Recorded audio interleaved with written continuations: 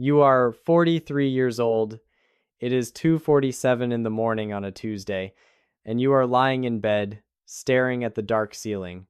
The blue light of your phone just lit up the room with another notification from your banking app. It is one of those helpful little reminders that your checking account balance has dipped below $1,000 again. And as you lie there, you do that thing we all do sometimes, that quiet mental math where you add up your car payment, your mortgage, your kids' travel, soccer fees, the insurance premiums, and you realize something terrifying. Somehow, despite making more money than you ever have in your life, maybe more than you ever thought possible, you feel more financially trapped than you did when you were 25. Here is what nobody tells you about your 40s. This decade does not determine how rich you will look to your neighbors. It determines how calm your future feels. And those are two very different things. My name is Max, and I have spent a lot of time thinking about money. Not just the mechanics of it, the spreadsheets and interest rates, but the psychology of it. I have researched how financial decisions shape our lives in ways we do not see until years later. What I have discovered is that your 40s represent a kind of fork in the road that most people walk right past without noticing. The path you choose in this decade quietly determines whether the next 20 years of your life feel controlled or reactive. Whether you wake up at 60 with options or with obligations, if you find yourself nodding along to any of this, do me a favor and hit that subscribe button right now. This channel is about helping people like you see money differently, and if this video helps shift your perspective even a little bit, that like button lets me know I should keep making content like this. Now, let me tell you why your 40s are so different from every other decade. Most people assume that building wealth is about making more money. And look, income matters. I am not going to pretend it does not, but here is what the data actually shows. According to recent Federal Reserve surveys, about half of Americans perceive themselves as living paycheck to paycheck. And here is the surprising part. It is not just lower income households. Research shows that even among households earning six figures, lifestyle creep is often the main driver of financial stress. This is the paradox of the 40s. You are probably earning more than you ever have, but you are also spending more than you ever have. And the gap between those two numbers, that is what actually determines your future. Let's talk about what is actually happening in your brain when you are under this kind of financial stress. This is where it gets really interesting. Researchers in behavioral economics have documented something they call the scarcity mindset. When people feel like they do not have enough, whether it is time, money, or any other resource, their brains start to operate differently. They develop what researchers call tunneling. This is an intense focus on immediate problems that makes it harder to think about long-term consequences.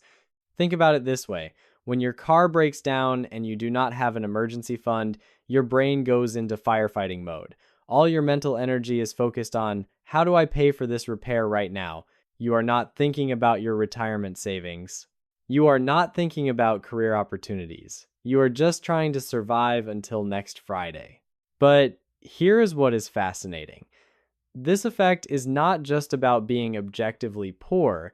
It is about the feeling of scarcity, which means that someone earning $150,000 a year but spending $145,000 can experience the same cognitive narrowing as someone earning far less. Research suggests that financial stress consumes mental bandwidth, leaving fewer cognitive resources for thinking about other challenges. People in this state tend to make more short-term focused decisions, sometimes overborrowing or delaying important financial steps because they cannot think beyond the immediate crisis. Let me paint two pictures for you to show you how this plays out in real life. Let's call these two paths the story of David and the story of Michael. Path A belongs to David. David looks incredibly successful on paper. He is 42. He has a high income, a beautiful 3,000 square foot house in the best school district, and two brand new cars in the driveway. Maybe a luxury SUV and a nice sedan. He has a country club membership or some premium subscriptions he barely uses. But underneath that surface, every single dollar is spoken for. David's fixed costs eat up 70 or 80% of what he brings home. When something unexpected happens, and something always happens, like a roof leak or a medical bill, he either puts it on a credit card or he dips into whatever small savings cushion he has managed to build. David is not broke, but he is not free either. He is financially stuck. He is constantly juggling upcoming expenses, always aware of the next bill, the next payment, the next financial obligation. He cannot take a risk at work. He cannot ask for a raise with confidence because he is terrified of losing his job. He is trapped in what we call the golden handcuffs. Now, let's look at path B. This is Michael. Michael's life looks less impressive from the outside. Maybe he drives a car that is 5 or 6 years old. Maybe his house is a little smaller than what the bank said he could afford. Maybe he mows his own lawn on Saturdays. But here is what is different. Michael has margin. 20 or 30% of Michael's income is not already committed to fixed costs. When opportunities arise, whether that is an investment, a career move, or just the chance to take unpaid time off for a family emergency, Michael can actually say yes. He is not constantly operating in survival mode. He is building. And here is what most people miss. The difference between David and Michael is usually not income. It is decisions. Specifically, the decisions they made in their early 40s about their fixed costs. When you are in your 20s or 30s, you have time on your side. You can make financial mistakes and recover from them. If you save nothing until you are 32, you have still got 30 plus years of compounding ahead of you. But in your 40s, the math starts to change. Not because it is too late, it is absolutely not, but because every decision compounds forward in a more concentrated way. So, how do smart people end up like David? They fall into 3 specific traps that trigger what I call reverse compounding. You know how compound interest works for you when you save? Well, in your 40s, your liabilities compound against you just as fast. Trap number 1, the car payment. Let's get specific. The average new car payment in America right now is over $730 per month. If you are financing a used car, you are looking at around $530. That is for one car. Most households have 2. So let's say you are paying $1,400 a month between 2 car payments. Over a typical 6-year loan period, that is over $100,000 just in car payments. Now, imagine if instead of the new SUV, you bought reliable used cars with cash. That $700 difference per month, invested in a simple index fund averaging even a conservative 7% real return, would grow to over $100,000 in just 10 years. That is one decision. Cars. Just cars. Trap number 2, housing. According to recent data, homeowners with a mortgage are spending a median of about 21% of their income on housing costs. But in high-cost areas, families are spending 30, 40, even 50% of their income just on housing. If you lock yourself into a house at the top of what you can afford at age 38 or 40, you might be stuck paying for that decision until you are 68 or beyond. Every month, that oversized mortgage payment takes dollars that could be compounding in your retirement account and sends them to the bank instead. This is the definition of being house poor. You have a great asset, but it is eating you alive. Trap number 3, lifestyle creep. This is the most dangerous trap because it is invisible. You get a promotion, you get a $10,000 raise. Ideally, that money should go to savings. But instead, your brain says, I work hard, I deserve this. So you start buying better wine, you upgrade your vacation package, you buy the premium cable package, you start outsourcing your lawn care. Suddenly, that $10,000 is gone. Your lifestyle has inflated to match your new income. You are running faster on the treadmill, but you are not moving forward. So, what should you do instead? How do you move from the path of stress to the path of comfort? Let me give you an escape plan. These are principles, not just prescriptions, because your situation is unique. Principle number 1, know your burn rate. Stop looking at your income. Your income is just vanity. Look at your savings rate. What percentage of your take-home pay are you actually keeping? Financial experts often recommend saving 15% of your income for retirement alone, but most people are saving less than 5%. You need to calculate exactly how much it costs to run your life for 1 month. That is your burn rate. Your goal in your 40s is to stabilize that number, not let it grow. Principle number 2, prioritize lowering fixed costs over increasing income. I know that sounds backwards. We are taught to always hustle for more money. But here is the thing. A dollar saved from your fixed monthly overhead is worth more than a dollar earned. Why? Because a dollar earned is taxed. A dollar saved is tax-free and permanent. If you can reduce your monthly expenses by $500, that is the equivalent of earning $6,000 or $7,000 more per year, every year, forever.